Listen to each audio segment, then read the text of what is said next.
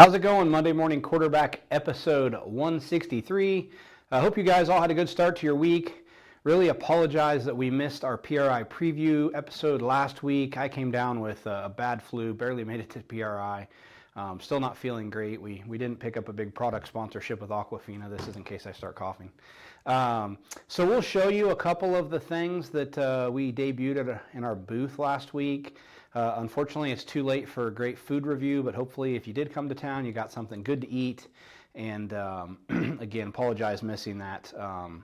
Nothing I could do there. I didn't get out of bed for a few days. So a couple things that we debuted that'll be new for 2024 at the show. One is a couple of the more popular ones I'll show you. One is our new super soft bump rubber.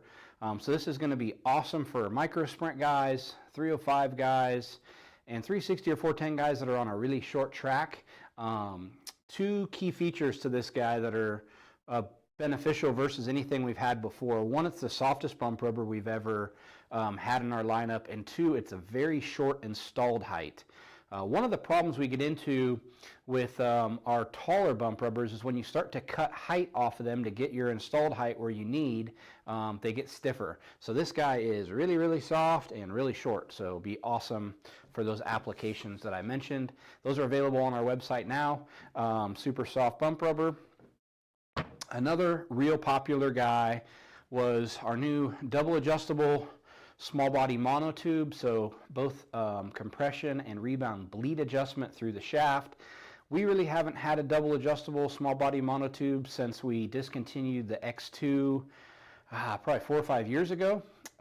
So we do have a double adjustable large body twin tube, but this shaft will work in it as well. So if you are a micro guy, a USAC guy where you want to run cockpit adjusters, a lot easier to run 2 adjusters out of the rod end versus 1 out of the body. They got a great adjustment range on them. We've done extensive testing with these this year. So we're currently building a handful of them for our shootout and chili bowl guys. But we will have a production run of these available first of 2024. So those guys that are season gets kicked off in February and March, we should have you covered. And these again will be available for small body gas and large body twin tube. Shahab did a great job with this. The aesthetics on it are beautiful, but we kept everything as compact as we could. A couple objectives as we were designing this, we wanted to keep it as compact as possible, so it's just under 5/8 of an inch taller than our standard rod end, so you're not going to lose a ton of travel. And then removal of the rod end and reinstallation of the rod end, we simplified as much as we could for guys taking that off to put bump rubbers on and whatnot. Another new product that I don't have up here that was really popular, just jumped in my head, was a new clamp-on style cover for our small body monotubes. So those will be available first of the year as well. Those are really slick, slotted in the back so you can slide it right up off the bottom, a singular billet aluminum clamp there. So those are some of the popular things from PRI. We will jump into tonight's topic, which is building back better, right? So the goal of any race team at the end of the season is to be better the next season, right, than you were the previous. So how do you do that, right? It's easy to say, I'm going to be better next year. It's easy to say, I'm going to make my business better. I'm going to do better at home. I'm going to make my race car better. But you really have to have a plan of action and a good way to implement that. And so I kind of broke down 5 keys to a successful off-season. In my opinion, I've had the benefit of working for race teams at the highest levels and really have seen how very well-paid and well-respected team managers at the highest level of motorsports will break down a previous season and identify issues and really come up with a great plan of action to how we're going to improve things. So based on that past experience, I created this list. And the first thing on there that we're going to focus on is identifying your biggest issues. So if you race at a singular track, your biggest issue might be qualifying, and you have to improve qualifying because you're starting too far back every night. If you race across the country, That might be a style of racetrack, right? You really struggled on the super slick tracks, or you really struggled on the rough tracks. So identify your biggest issues. Your biggest issue might be a personnel issue. You didn't have consistency with who was going to the racetrack with you, and maybe you didn't have somebody to do your tires, or the guy who was doing your tires wasn't getting the bleeders set correctly, and you were constantly fighting stagger issues and bleeder issues. So identifying those biggest issues could be a number of things. It could be certain types of tracks you struggled on, could be personnel issues, it could be parts issues, right? Like maybe your shock program really sucked and you need to improve it. Identify those things first. So I would make a list of, man, these are a handful of things where I think we can really improve next year, all right?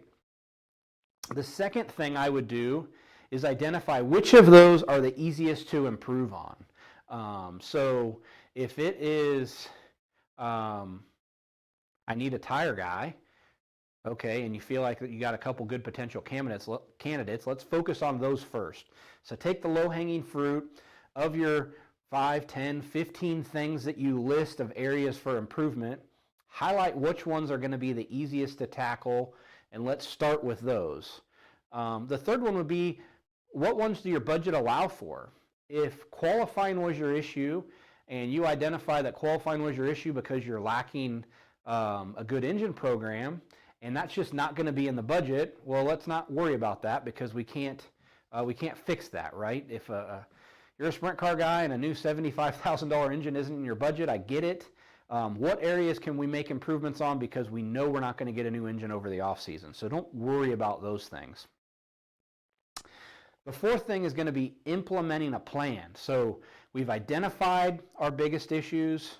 We've highlighted the issues that we know we can fix easily. We're going to implement a plan to fix those things. And maybe like a tier 1, 2, 3, right? We're going to do the tier 1 projects first and then move on down, and we're going to implement a plan. What do we need to do? What's the budget requirement going to be? How long is it going to take to get that done? Because everybody's off-season varies. Some of you guys haven't raced since September or October.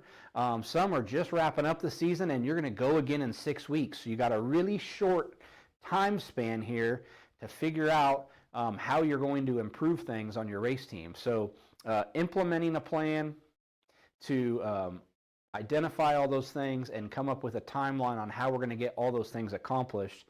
And number 5 is monitoring your progress. So it might be a multi-step process, right? If you've identified that a shock package is your issue, and you've identified that it is going to be in the budget to get a new shock package, well, there's going to be a step in there to figure out what shock package you want, whether it's a different brand or a different builder, what is their lead time, right? So what date you're going to have to get that ordered by to get those in-house before your first race.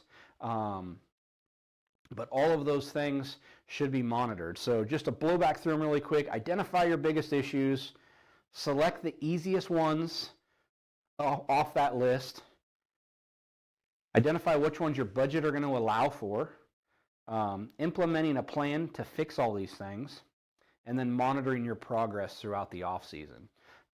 Because as I've stated in lots of previous videos, the guys who are putting the work in at the shop are the guys who are successful, right? You don't see a guy roll off the trailer and start his weekly maintenance on race day. That guy typically is not winning, right? So it's the guys putting the work in at the shop, and it's not always about money. A lot of time it's just about the effort and the organizational skills to make that happen. So Jack, do we got anybody with any questions so far?